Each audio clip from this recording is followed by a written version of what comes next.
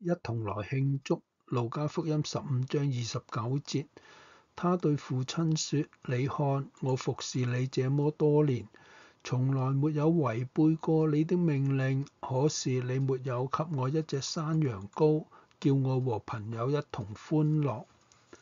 天父係極其關注將人由死亡帶返向生命嘅。當人由悖逆回轉歸向佢嘅時候，佢嘅心係何等歡喜。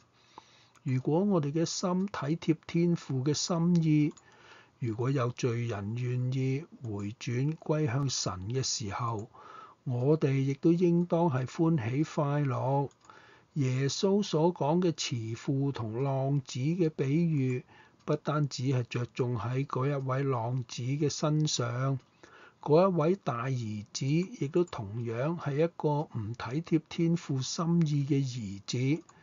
大兒子佢一年復一年咁為父親工作，等待將來得到回報。當佢睇到細佬嘅悖逆嘅時候，佢可能覺得父親心衰。但係當細佬歸家悔改嘅時候，佢卻一啲都唔同父親一齊歡喜快樂，一啲都唔高興睇到父親歡喜嘅心情。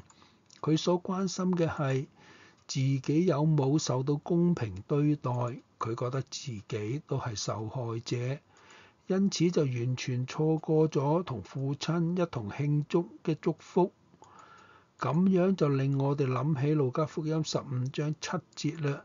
主話：我告訴你們，因為一個罪人悔改，天上也要這樣為他歡樂，比為99個不用悔改的義人歡樂更大。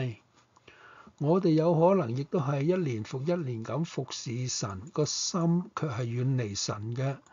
我哋可能喺教會去擔負最重要嘅事工，而心中卻係充滿苦毒，因為周圍冇人願意同我哋去分擔重擔。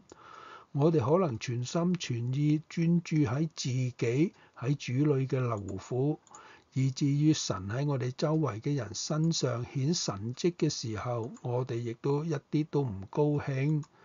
倘若我哋服侍神係出於責任或者係興趣，而唔係出於喜樂同埋感恩，我哋會覺得自己係受害者。當我哋被服侍嘅重擔壓得喘不過氣嘅時候，我哋就會嫉妒嗰啲喺主裏邊經驗喜樂嘅人。呢啲唔係天父計劃要俾我哋嘅豐盛生命。我哋應當一齊嚟慶祝，花時間同神喺埋一齊分享佢嘅喜樂。求聖靈幫助我哋體貼天父嘅心意啦。阿門。